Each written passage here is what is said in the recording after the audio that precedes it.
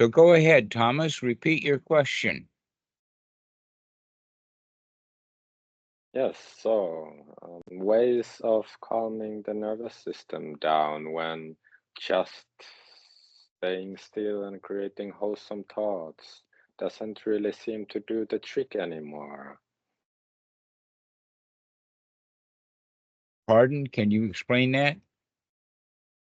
Yeah, so do you want me to say it in another way or just use the same way to describe it?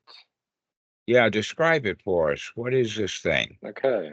Yeah, so it seems sitting still for longer than 10 minutes now seems to really, the body gets really tight and it seems the mind get also contracted. When creating just wholesome thoughts, reacting, seeing that there is aversion, pushing away these sensations, not liking these sensations, it seems that it doesn't really bring the relief anymore. So what Okay. helps is going to stretches, going to runs, doing more physical activity and maybe like some vagus nerve stimulation. So it seems it's much more like the body is very aggravated, not necessarily the mind, but the body is very aggravated and then the Okay. mind gets aggravated when staying long still.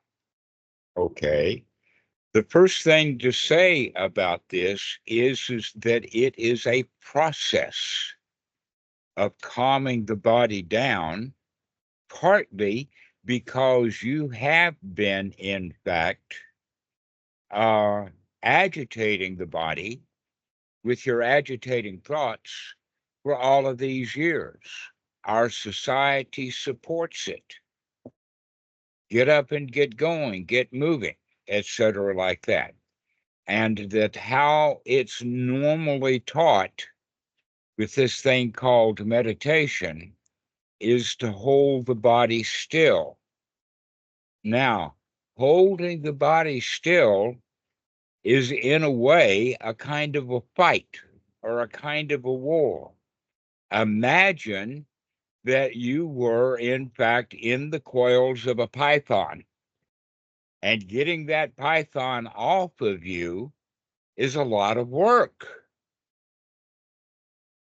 Or another way of thinking about it, in the sense of the police, they wrestle somebody to the ground to subdue him, and many people do not want to be subdued. And so the cop actually has to work really, really hard in order to get that guy to be subdued. Does that make sense? Okay, that in fact, in a way, you're at a war with yourself, at war with the body. And not only that, but you've got two different dialogues going. Oh, I should calm the body down. Oh, the body won't calm down. And I don't like that, which agitates the body more. And then the next thought is, oh, I should calm the body down. And in a way, by having that kind of rule, you're actually keeping the agitation going, which you could say, in fact, then is not really right noble practice. And the reason that it's not is based upon what Deidre was saying is that you're not actually observing that internal conflict that you've got. That if you would observe that and let the body move naturally as it is inclined to do while you're in the process of settling it down, always remember that this is uh, it's a middle path.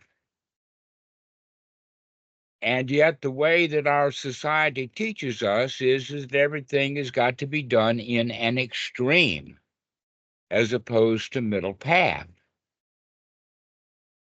And so you're supposed to sit there and not move and be rigid. And why do they want you to be rigid? I'm not really sure. For in fact, the operative word would be to be relaxed. that the rigidity, in fact, is like the, the conflict between the cop and the robber, when the cop is trying to subdue the robber to get him to relax so that the cop doesn't have to work so hard at making the robber subdued. And so don't think of it as subduing the body, but rather thinking about removing those things that are creating and causing the agitation. And that's where the thoughts come in. This is where we could talk about how then do we observe the mind? And what is the observer that does the observing and the noting? And that there has been, for some very, very good reason, where the Buddha says is that right noble viewing or looking or observing is, in fact, the leader, that we have to look and see what's going on. But often by doing that, we fail to add the other components of the Eightfold Noble Path, which is basically the right noble effort to relax. Because the effort that we have been putting into is to subdue, to hold the body still when its body wants to shake and move around, and the legs ache and the butt hurts and the back hurts. And gosh, I know all about that. Been there, done that. And so what we need to do instead is become friends with yourself and friends with your body rather than trying to subdue the body. Because you can, in fact, take the middle path or the easy way out in the sense of slowing things down and redirecting it as opposed to trying to stop it. But in fact, as soon as you begin to take control with right noble effort, that's the key, is the right noble effort. And I'll define the right noble effort for you as doing the least amount of work to actually get the job done. And almost always practitioners work too hard because they're either in too much of a hurry, or they don't like the anxiety, or they're trying to follow the rules, or any of those kind of things, rather than seeing it as a process of just relaxing. Wow, everything is okay. And once we learn that art of relaxing, that's really all there is to the whole practice of the teaching of the Buddha, is to come out of that tension, come out of those supposed tos, come out of the kind of conflict or war that you're having with the body because it's agitated, and just relax the body. To take it easy on yourself, really easy. Don't strive to get something, but in fact, instead, take the attitude, you've already got everything you need.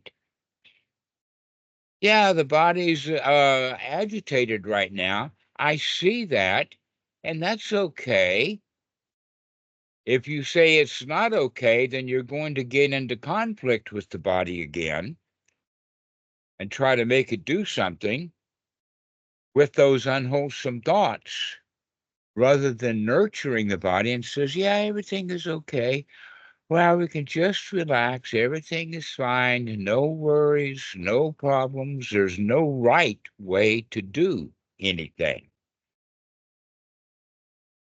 That what the Buddha actually teaches is see the dukkha, see the unwholesome, see that conflict, see through the observing, and then take the right noble effort to step out of its way.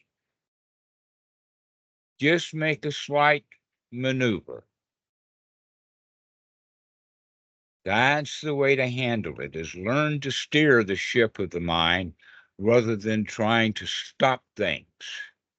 that it will, in fact, come to a rest when you stop trying to force it to go someplace and just let it be.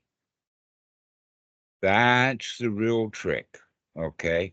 So here we are sitting with no place to go and nothing to do.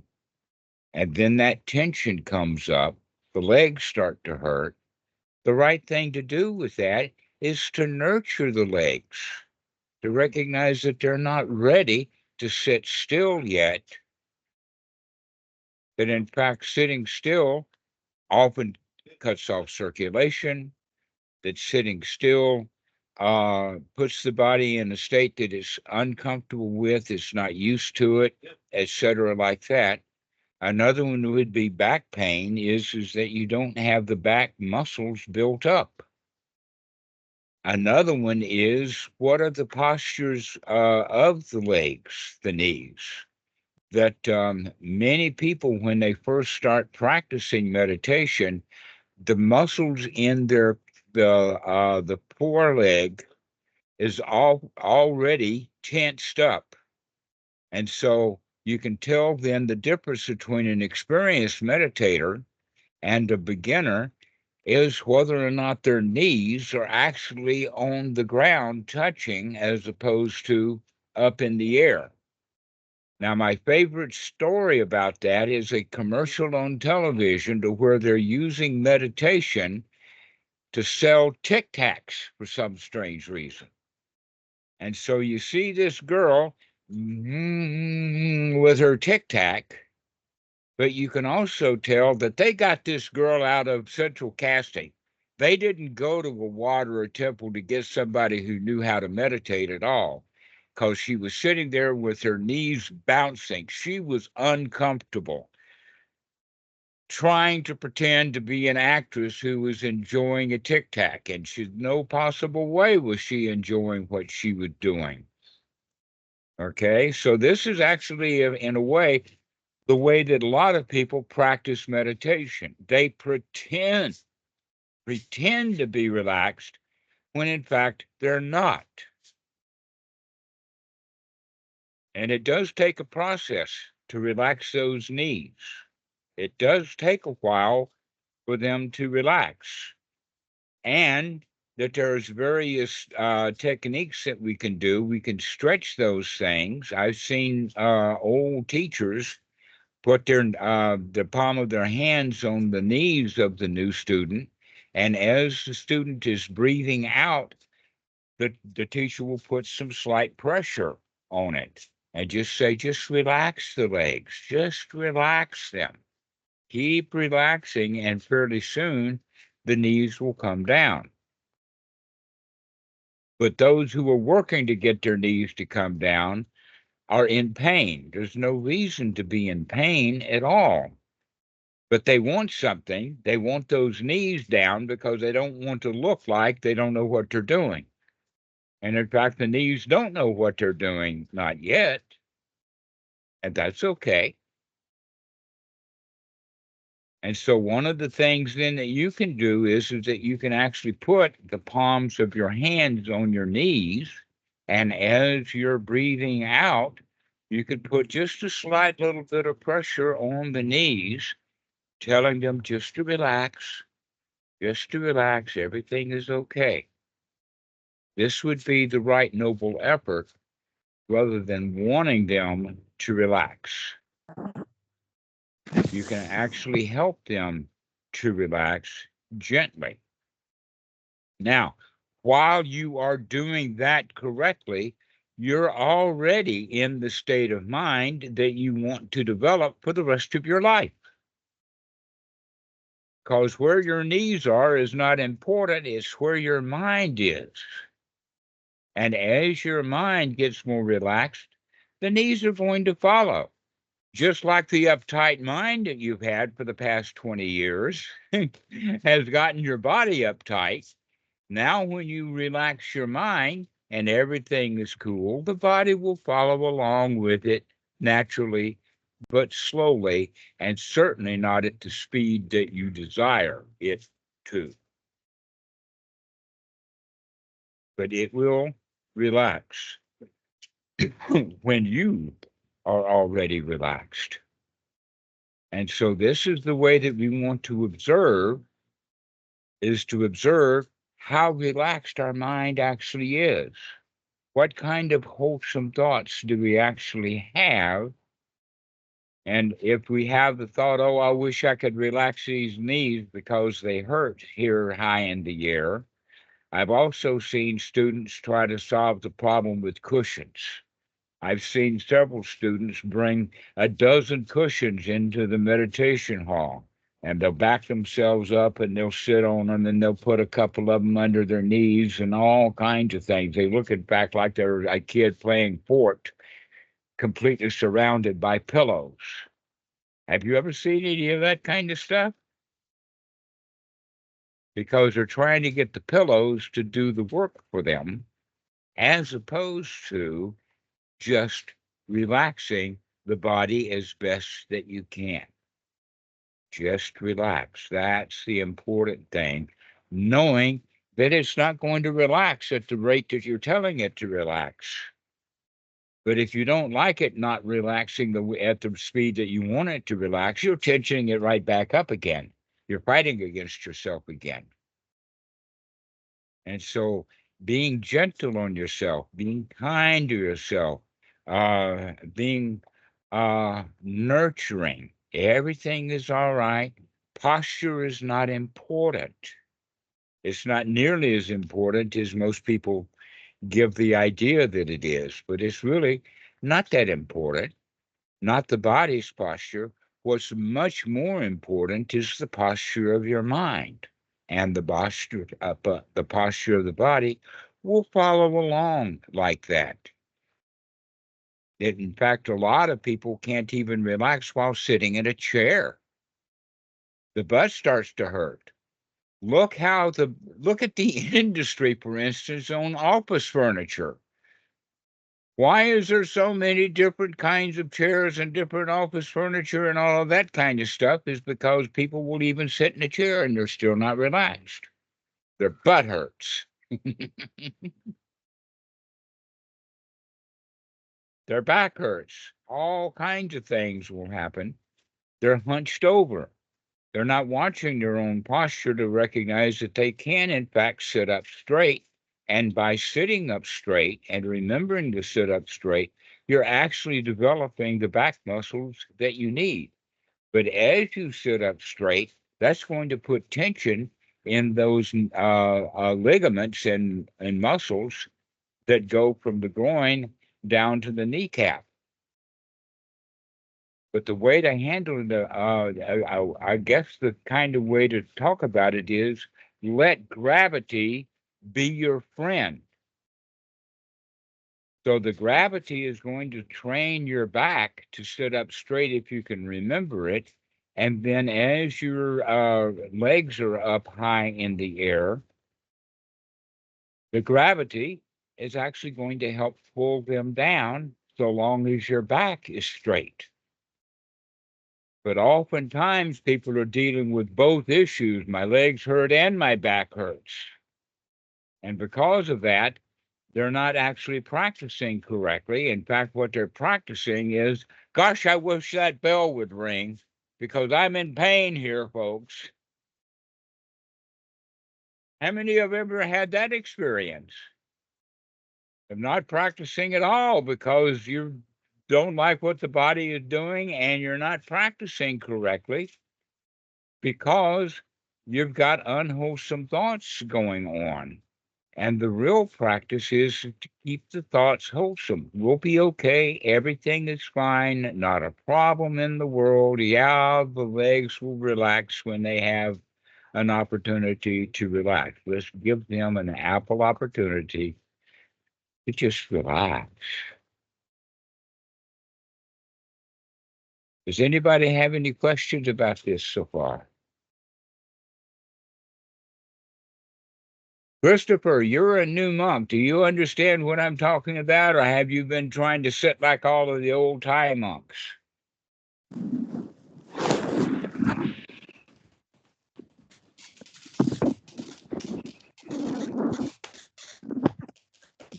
My internet connection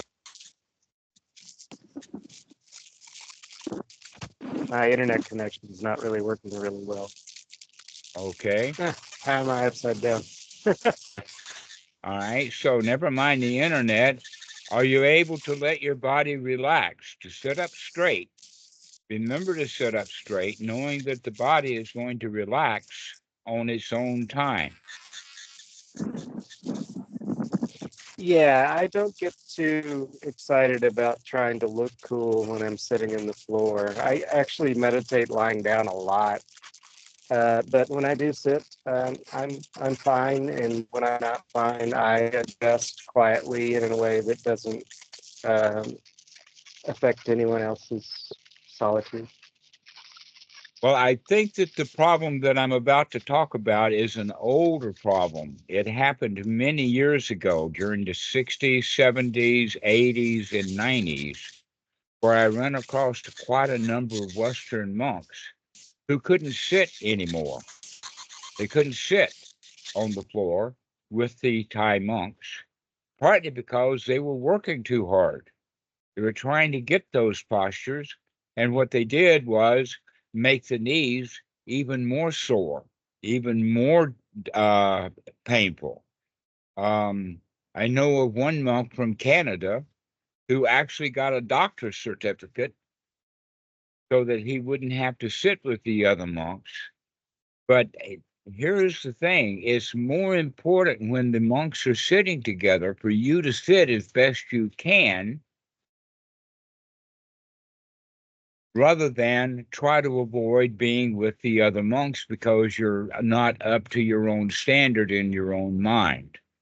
It's best just to sit there and sit up straight and put that time in because they don't sit that long together.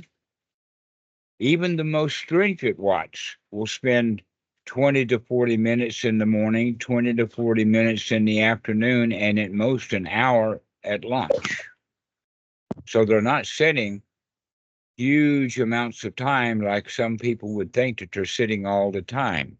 No, they're sitting there mostly because of the ceremony. And if you're spending your time trying to learn the ceremony and putting your focus on that, then the body's not going to hurt so much. Why? Well, when does the body hurt? Is when you're paying attention to the hurt. When it's hurting, you're paying attention to the hurting, and that's why it's hurting, is because that's what you've got your mind on. The hurting, in fact, is an unwholesome thought. Oh, poor me. Oh, my legs are so sore, etc., like that, rather than let me sit up and pay attention, and everything is going to be all right. I'll get used to this. We'll get over it, and everything is going to be fine. And so this all, Thomas, goes back to developing right noble attitude, getting that noble mind. Everything is okay, everything is fine, and the body will follow along, the feelings will follow along, the thought process will follow along.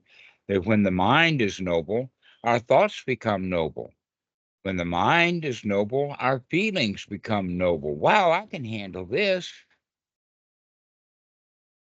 When the mind is noble, the body can sit longer periods of time because we're not there sitting, wanting it to stop being agitated, wanting it to stop hurting, wanting it to do this and that, rather than just allowing it to be. Now, this happened basically, there's a sequence of events that happens in Western culture. I think it actually happens in all cultures. That when a newborn infant is born, within a few minutes or an hour or so, whatever medical staff or midwives or whoever's there will wash the infant and then bring it to the mom, and the mom will bond to that child. We're talking about real bonding. Teacher, you know what I'm talking about. There's something that happens with a woman when they bond with that child. Okay. But after the child starts to grow up, we start to give that child rules. And the bonding takes second place. The nurturing takes second place. And making the kid do what he's supposed to do and what he's told to do then takes over. In other words, society wins over motherly love. What I invite you to do now is to remember that quality of nurturing yourself, to bond with yourself, to be okay with yourself, that everything is okay. You're all right already, not a problem in the world. You've got a wonderful mother in the top part of your mind that's going to take care of that little kid that you feel in the inside. So nurture yourself. Now, what we have instead is most of our lives were not spent in that early bonding period. Most of our lives were spent in picking up your toys, do your 1, 2, 3s, do your ABCs, go to school, dress the way we tell you to do, hold mommy's hand, the whole 9 yards of it. Eat what's on your plate. How many thousands of rules do we give our kids? Okay. And so we grow up with the rules become more important than that bonding. Now, Eric Berne talks about this in the sense of the nurturing parent versus the critical parent. And we take on our criticism, we begin to get critical of ourselves. And so there you are sitting in meditation, being critical of the body rather than nurturing the body. Nurture that body. Let it be okay the way that it is. That if you nurture and bond with the body, it's going to start responding the way that you want to. But if you're fighting with it, it's going to fight back. Does that make sense, Thomas? All right. So this is the way that we're going to start to practice. The noble practice is taking just the right effort to change that attitude from being critical of oneself into being nurturing to oneself. To bond with yourself, to become a whole human being. Okay, this is in fact what the word samadhi actually means. It doesn't mean concentration in the sense of throwing some things out and keeping other things in, but rather become integrated, become whole, learn to bond with yourself, to nurture yourself, to not be critical of yourself, wanting things that you don't have because somebody told you all of those monks can sit on the floor happily. Why can't you? Because they couldn't either. Not their first month or year, but over correct training, they could sit for a long time. So, Dietrich, do you have any remarks?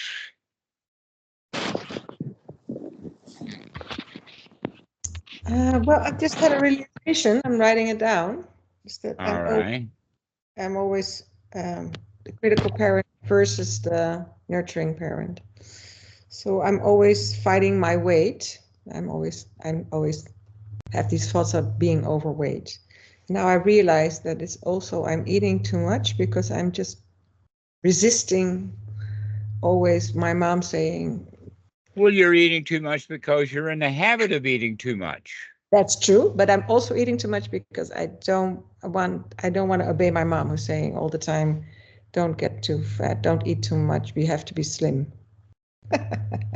Okay, and so as soon as mom turns her head, okay, mom, I'm not eating so much. But I do that inside because my mom is dead. Yes, exactly. So you picked up those habits when she was there, and now you're still performing those same habits. Yeah. Okay, here is another way for going on a diet if that's what you want to do. No. Begin, all right. But tell me anyway. Well, just in case you do, because here is the way of doing it that's not actually a diet. It has more to do with tasting what you're eating, to start enjoying this bite, to chew it long and slow, spend time eating. And in fact, if you chew one morsel enough, then you're getting all the exercise and all of the activities that you would by chewing the same amount on 10 times as much food and gobbling it down. So the first thing to note is to begin to eat slowly. Also, pay attention to the food in your mouth. Wallow it around, move it with your tongue. Clean your teeth a little bit. The Buddha even talks about it is don't take that second bite until after the mouth is clean to the point of not even 1 grain of rice is still left in the mouth.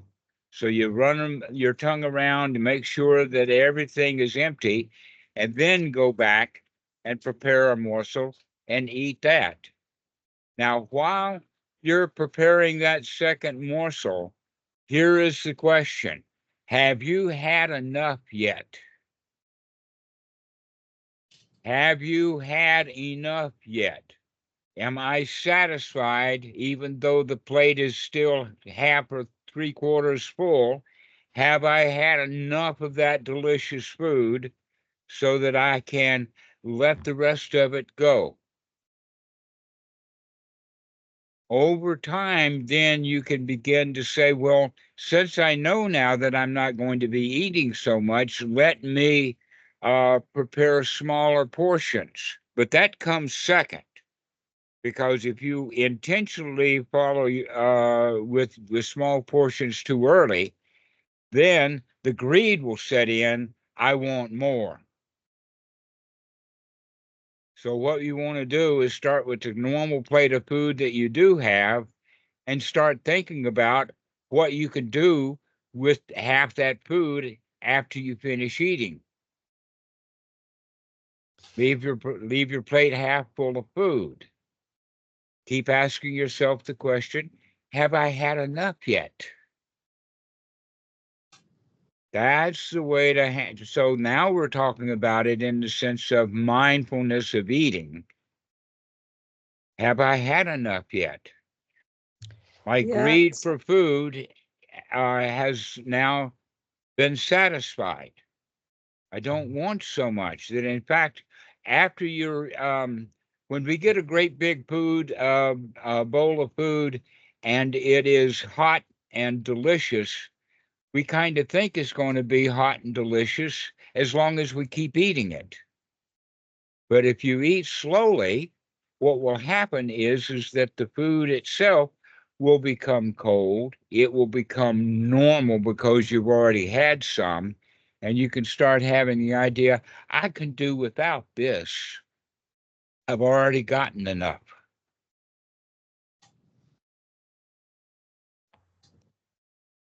Yeah, I already worked on this thing. I realized I have a lot of beliefs around food, like you should not throw it away. You should finish your plate. That's also really You indoctrinated. shouldn't waste food. I remember specifically the incident that had happened. Let's see, I was probably about 4 years old. I don't remember my sister being around, so it may have been when my mom was pregnant, which was when I was 3 years and 8 months. So she was telling me, oh, you've got to eat the food on your plate. And then one time she brought up, what about all those starving Indians? You should eat this food because they're starving. And I remember specifically picking up the plate off the table and it says, please send this to India. She didn't use that on me anymore. But the training that she gave me that you've got to eat it all set in. You've got to eat everything.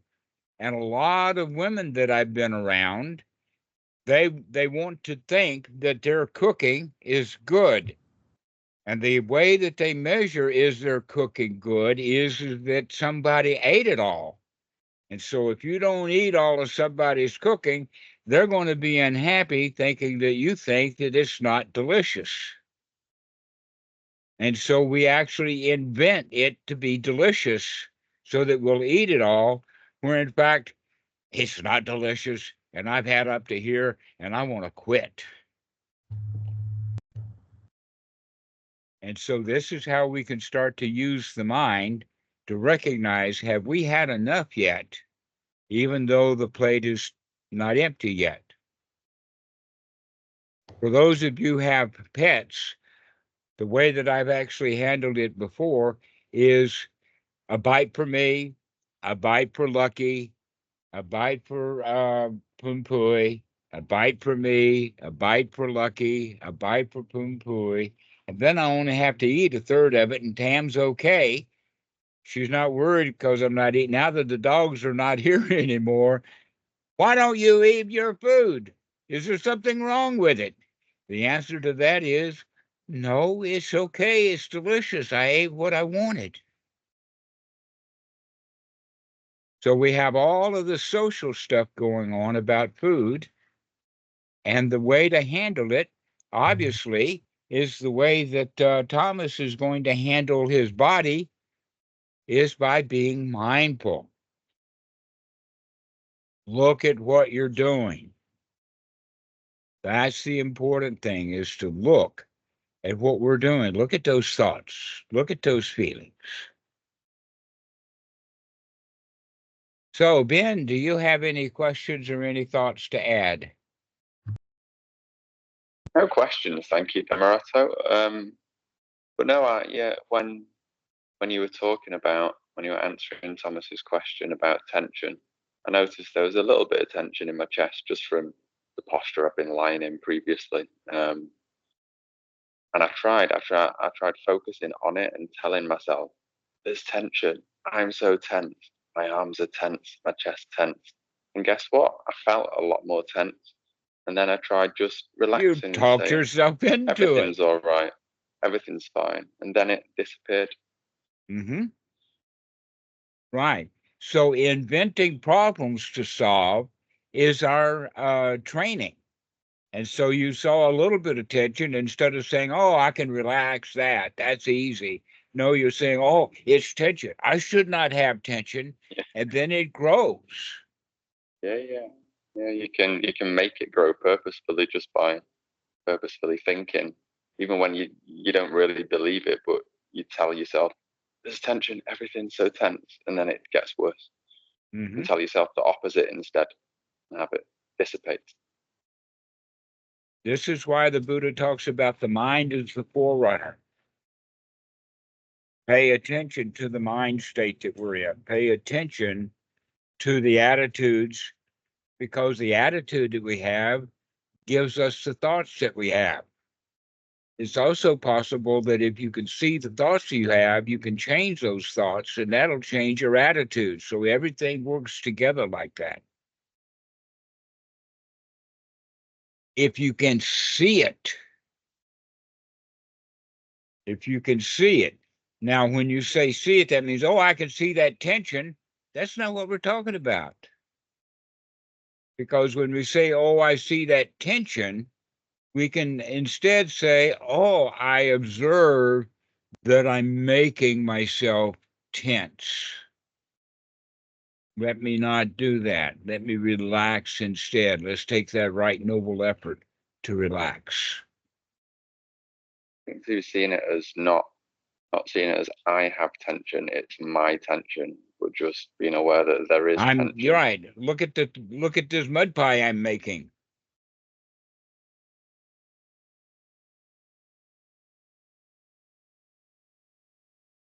So, Thomas, what do you think?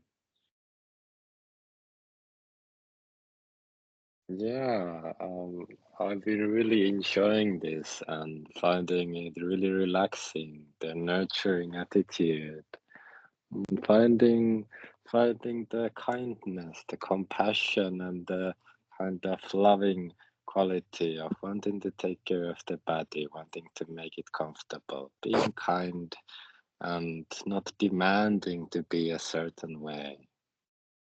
Mm-hmm. Mm. Excellent. How about you, Lars?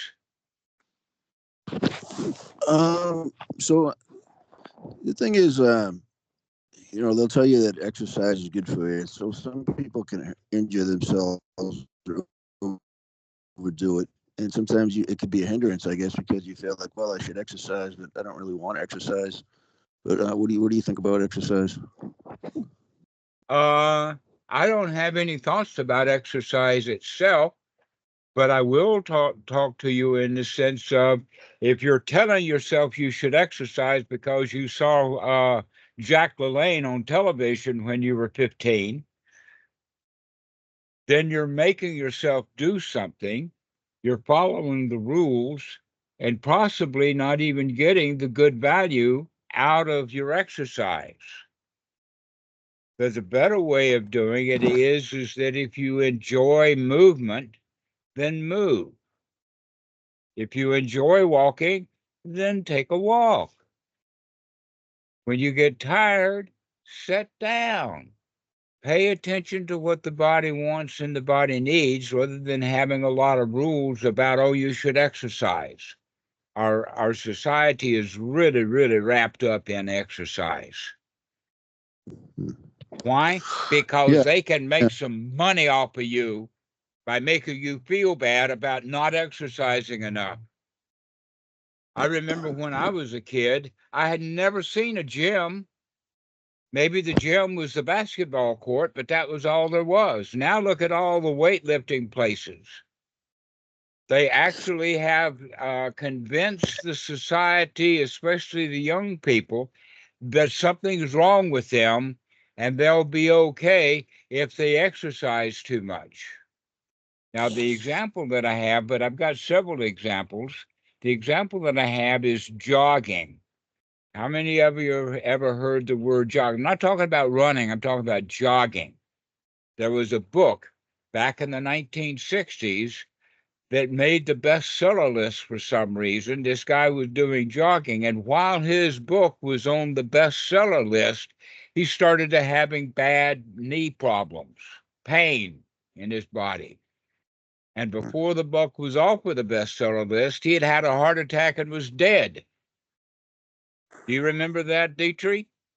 That actually was an event, okay? These muscle-bound men actually are doing themselves more danger, more harm. One of the people who figured that out correctly was Arnold Schwarzenegger. He stopped exercising. Look at him now, he's flabby. I'll give you an example of someone else that's gotten really flabby, but he's still very good at what he does, and that's Steven Seagal. Steven Seagal, he stopped that exercising. He stopped trying to get better and better and better and just enjoyed the way that he had already trained. So I'm not a big fan of exercise, but you've been sold that, Lars. You bought that that lie, hook, line, and sinker. That's where you get your joy. That's where you get your benefit. You're supposed to exercise, and in fact, exercise has nothing to do with old age. But in fact, if anything, people who exercise the most die young. I'll also say it another way, Dietrich, and that is that the doctors and medical staff and all of that kind of stuff talk about that being fat is dangerous for life preservation. And yet in my family, I've got completely different evidence. My dad was a worker. He worked, he jogged, he didn't jog, but he walked because he was a meter reader. He was a pipe fitter. And he died on a riding lawnmower at the age of 65.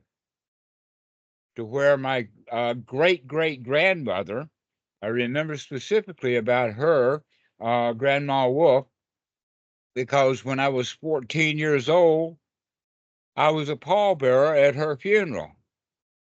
And she was fat beyond belief, dying at 103. At those times, she actually got a letter from Dwight D. Eisenhower, the President of the United States, because in those days, people didn't live past 100. So next comes my grandmother, fat. But in fact, she was a gardener, and she gardened, but she gardened fat. My mom was fat. My grandmother died at the age of 101 or so. My mom made it to 97. All three of them were fat. So I don't see any real value in, oh, you've got to get skinny in order to survive. That in fact, the work that it takes, most people will starve themselves, hate their body, worry about it, and wind up doing more damage by wanting to be something that they're not. On that same avenue, by the way, my grandmother had 3 sisters. There was 4 of them. They all died around that age. In fact, Aunt Iris was the joke because she was infant mortality. She died too young at the age of 96. But she was fat too. Aunt Thelma was fat. All of them were fat. Their mom and Grandma Young, she was fat. The whole family was fat, and yet everyone, the average age is 100 years. So I'm not too much worried about it. I've got those kind of fat genes. They're old fat genes, they'll last. But if you want to exercise your way into good health, that can be very dangerous. I'll give you another example, and that was that at one time, the Chinese government really, really wanted to win the Olympics, calisthenics and stuff like that. So they took the young girls, 13, 12, 14, and made them work and work and work and work and put them in the Olympics. They won some gold medals, but by the time that they were in their mid-20s, they were stove up. They couldn't hardly move anymore. They were working, they were walkers, using walkers, or worse still, they were in wheelchairs. And they were world champions just 5 or 7 years before that. Why did that happen? Was because they were overdoing it. So the way to handle exercise is do what you like to do, what feels good, but don't push yourself. Now, one thing that you can talk about is that the Buddha was, he was a walker. He walked around.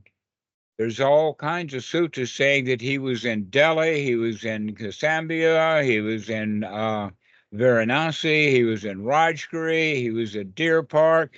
He was around and around and around, but that rounds that he took him 30 years. But he did walk on Bendabat. So walking a little bit every day is a good thing to do. But running a marathon, it's got its problems. In fact, the first marathon runner, you know what happened to him within an hour after he did that 26 miles? Does anybody know? He was dead. That happened in ancient Greece sometimes, to where somebody won a war and he was so excited he ran all the way home to announce that they had won, and he died right then and there. So this is a way that we can work with exercise, is do it easy. Take it easy. Life should be easy, not Mr. World Champion of this or that or the other thing. I like walking, but I developed plantar fasciitis in my feet So I get some better sneakers and walk. And but I like riding my bike, but I don't like doing too strenuous. But I like taking a nap after I exercise, and I think I enjoy the nap more than I like the exercise actually. I would If I don't, recommend this. Yes, take a nap after you exercise. But I would add one thing about the walking. Learn to walk barefoot. Why is that? Walking barefoot means that you've got to watch every step. You've got to watch where you're going. It keeps you mindful. If you've got boots, you can stomp around any kind of swamp or heavy duty twigs and whatnot like that and not worry at all about where you're setting your foot. So the better thing to do is to go out barefoot. I'm not saying to don't go out into the woods or the wilderness or someplace. You can find a place to put your foot that's safe. I've had to wear orthotics because my feet or some I don't quite understand it, but I get bursitis from my feet and other things. I would say that boots give bursitis. Start walking in moccasins. Start walking in flip-flops, or better still, start walking with nothing at all. Get in touch with the ground. Take it easy. You're talking about older people. You're talking about older people. My mother had congestive heart condition. I had to bring her to the hospital last week, and she likes to eat a lot of cookies sometimes and chocolate bars. And I sometimes I hide the cookies from her, and I buy the cookies at the store, and then I don't bring the cookies out unless she says, "Well, where's the cookies? I want a cookie." And then if I just bring her like one or two cookies and put them in a plastic bag, she'll say, "Well, you're treating me like a child." So then I have to give her the whole bag of cookies, and then, but not, that was before all this happened. But then I was talking to my sister, and she says, "Well, she doesn't get enough exercise. She doesn't move around enough. She's always in bed." And I said to her, "Well, stop sending her cookies and candy." And then she got all mad and was swearing at me. And then I emailed her. I says, "You should try to be polite. Stop swearing at me." And and then she says, "Well, you don't agree. You always disagree with me." And I said, "She needs to stop. She needs to exercise." And I says, "Well, I don't disagree, but I can't make her exercise. But I can try to control her diet maybe. But I don't want to do that. But she eats too many cookies, and the doctor will never tell you you eat too many cookies. They'll just tell you, well, take these drugs or whatever." Okay, let me ask some people some questions. Mikey, do you hear what Lars is saying? Yes. Give us some feedback. Well, I don't have anything to say about what Lars was saying, other than, just sounds like you're taking care of it pretty mindfully. I would say no. Okay. Because he's right now talking about trying to get other people to do what he wants them to do, and he's causing them dissatisfaction and himself dissatisfaction. Sure. The right thing for Lars to do, Lars, is to start taking care of yourself. And the first thing that I would recommend is don't bring any cookies into the house. If you don't have them in the house, nobody can get them. But then she'll be saying, "Why didn't you buy the cookies?" And she gives them. I haven't been at a job, so she's been buying the food. I use her credit card. She'll say, "Where's the cookies?" And then I can say, "Well, the cookies are out in my car, or they're in the other room somewhere hidden. I don't remember where they are." But if I don't know. Maybe her behavior is going to change because of this recent thing. But I don't know. I usually keep some. I have cookies around, but they're all hidden somewhere. All right. Whether she eats cookies or buy cookies is not your business. And But by I'm the one buying. She well, you doesn't just shop. said that she was the one who went shopping. No, I use her credit card at the store. Well, So I do. Listen to what I'm saying rather than arguing with me and having specifics. Is that you're trying to make someone else behave the way you want them to behave. And by doing so, you're causing them difficulties and yourself, because nobody's going to do it the way you tell them to do it. They're going to do it the way that they want to do it. They're not, in fact, it sounds like for sure she's not asking for your advice. In fact, she's telling you instead she don't want to hear it from you. So ask the doctor for advice, and the doctor will probably give her bad information. Well, that means let her go to the doctor and get advice, and you shut your chap. Shut your yap. Don't give her advice. She doesn't want your advice. You can sit there on the couch and just say, ha, ha. Life is wonderful. I don't have to order her around anymore. In fact, she may, in fact, go buy extra cookies. While she's shopping for cookies, she remembers you, and she says, I'll show him, and then she'll buy 2 bags. Is that not what women do, Dietrich?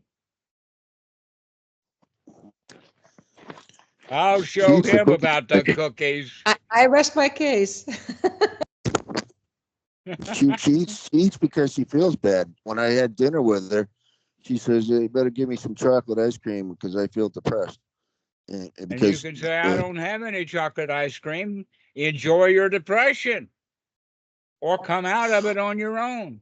Chocolate ice cream does not solve depression. How many of you believe that? Thomas, do you believe the chocolate ice cream does not solve depression? Yeah, I think it won't probably help that much with depression. In fact, it'll help people get fatter, and then when they're fatter, they're even more depressed. And so they eat more ice cream, and it gets into a vicious cycle. So I would suggest, Lars, you stop trying to fix your family. You fix your own mind so that you're fine with whatever they do. I accept what they do, but I'm still trying to influence it. You don't have to influence it. In fact, if there's anything, you're influencing your sister to buy extra cookies. So don't talk about cookies to her. Don't talk about ice cream. When she says she wants chocolate ice cream, you can say, oh, I don't have any chocolate ice cream. I'm fine without it.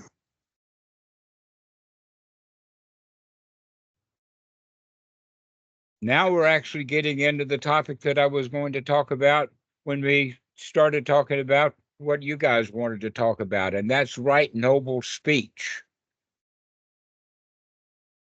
In other words, don't try to fix anybody's anything, that all you're going to do at best is tick them off. Don't try to fix other people. Always have praise. So find something to praise your sister for.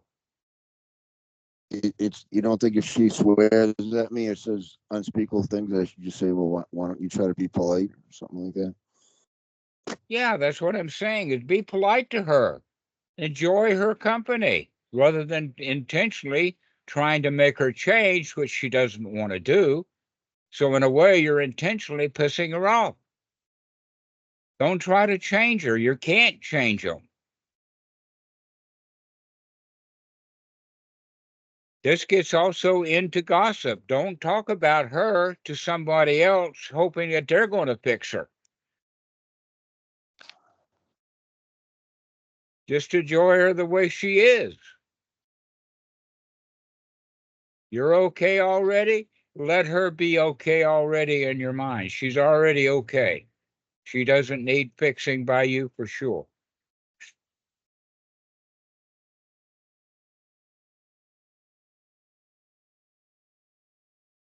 Mark, do you have something to say about any of this?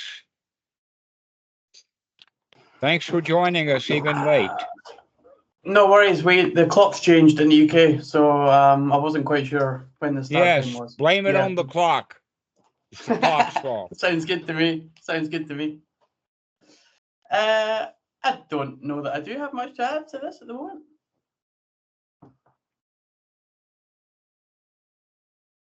Yes, when we're trying to fix other people, because we're seeing that they need fixing, we're actually having unwholesome thoughts right then and there. Something's wrong with her. Something's wrong with them. They shouldn't be that way. And so now you're taking your unwholesome thoughts and spreading them around.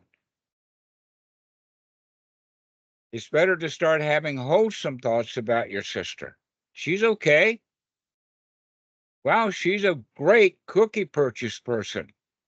She should work for a cookie company. She's so good at buying cookies.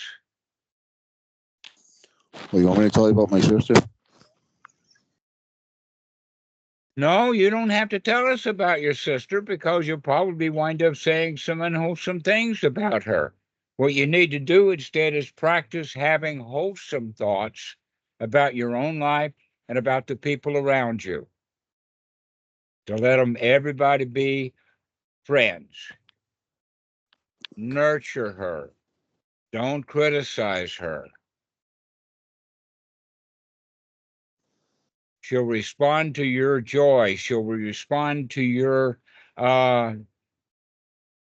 nourishing much quicker than she'll respond to your criticism. How many have ever heard about the story about the carrot and the stick? Does everybody know what we mean by the carrot and the stick? Okay. Yes, Dietrich. It's sort of, I heard about it, but tell me. All right. I'll give you the full story. They have a donkey pulling a cart, and the donkey doesn't want to pull the cart.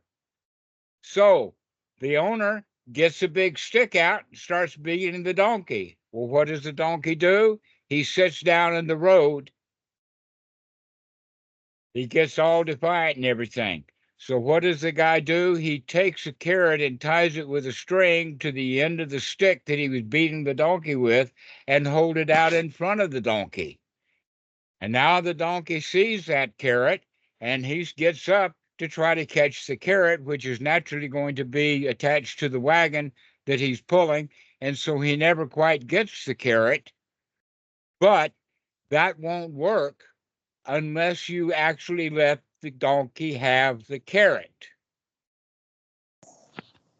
The other side of that story would be, how many of you have ever heard, this is really old stuff, but I was raised in Oklahoma back during the day when everybody still had horses. Okay. And the story is that when the man gets on his horse to go to town, the horse is slow going to town. But on the way back, the horse speeds up. And when he gets close to home, he's at a trot. Why is that? Is because the horse already knows that he's close to home, he's close to that blanket, he's close to the barn, he's close to having joy. So our culture actually uses way too many sticks and not nearly enough carrots. So I would recommend, Lars, that you start giving your sister some carrots. Start giving her some compliments. Start telling her what she's doing is just fine with you. You've got no problems, no worries. Don't try to fix her. Well, there is some complexity in that because she likes to be critical of things that nobody asks her about. Never mind that she likes to be critical. In a way, you could say that you two are in a critical mess together. If you come out of your criticism, maybe she'll come out of hers too. When you start giving her carrots, she might give you some back.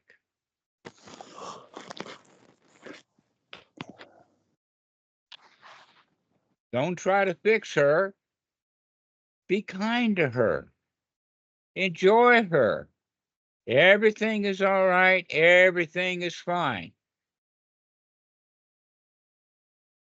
Then in a way, this is exactly what the Buddha taught in Sutta number 31 in the Dhamma Nikaya, when he's talking about how to deal with a family life. The husband should let the wife do everything that she wants to do. Give the whole show over to her. In this case, your sister goes shopping, let her buy whatever she wants. You have no complaints about anything. You don't have any complaints about what she buys. You don't have any complaints about how she dresses. You don't have any complaints about her complaining. You just let her be the way that she is, and pretty soon she'll start to like you more. But Well, so that long reminds as me. you stay critical of her, she's going to be really super critical of you.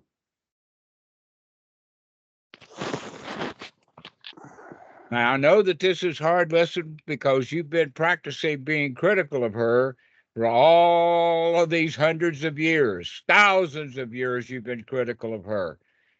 And so it's time for you to at least take this in as a possibility, and maybe you can start to practice it to see if it in fact does work. That you can, in fact, not be critical about what she buys and see what happens. Give it a go. Stop beating her with a stick and start giving her some carrots and see what happens. You may, in fact, start to feel better right away.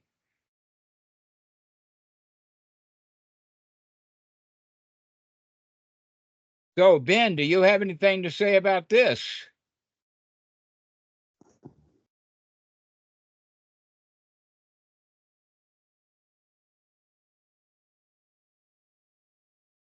How about you, Thomas? Do you have anything to say about this? Treat others the way they want to be treated. Somebody Well, I called it a should- golden It rule sounds, somewhere. Go ahead, Thomas. yeah, that sounds really lovely and wholesome. Not seeing other people as needing to be fixed. So there's no jobs to do. Everything is already okay. Yeah, everything's already okay. Too many cookies and all. It's okay. Mm. How about my you, sister- Ben? Do you have anything to say? I agree. If you want to try and change other people, you're fighting a pointless losing battle. You don't need to. Just stop. Mm-hmm.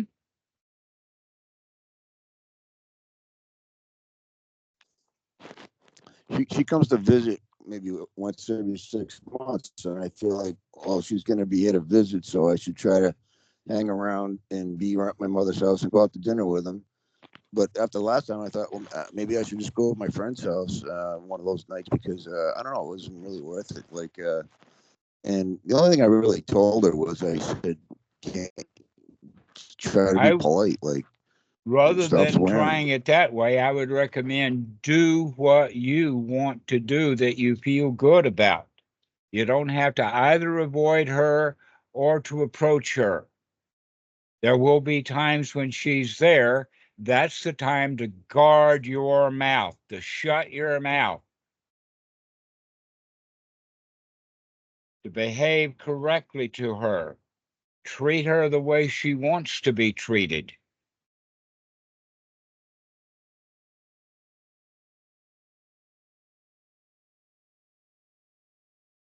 So, Christopher, you being a new monk, what do you think about this? Is this my second or third meeting? I don't know. I think it's just my second, but it seems like I always agree with you for the most part. Well, I've got a good source. Yeah, I think, yes, I agree. So, does anybody else have anything to say? Ben, do you have any last words? All right, Mikey, why don't Just you thank take you, this thing? Dhammarato. Sorry? No, just thank you. I'm really grateful for the calls, for your wisdom.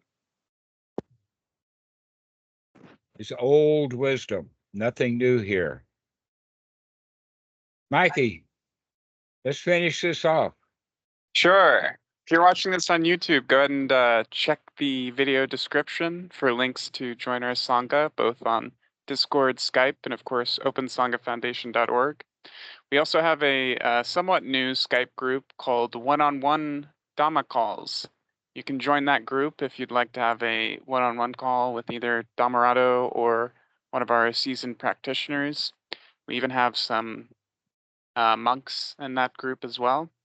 So go ahead and join it for some one-on-one talks. But yeah, thank you everyone for being here today, and thank you, Dhammarato, for such a splendid talk. Okay, folks. Thank you all. We'll see you.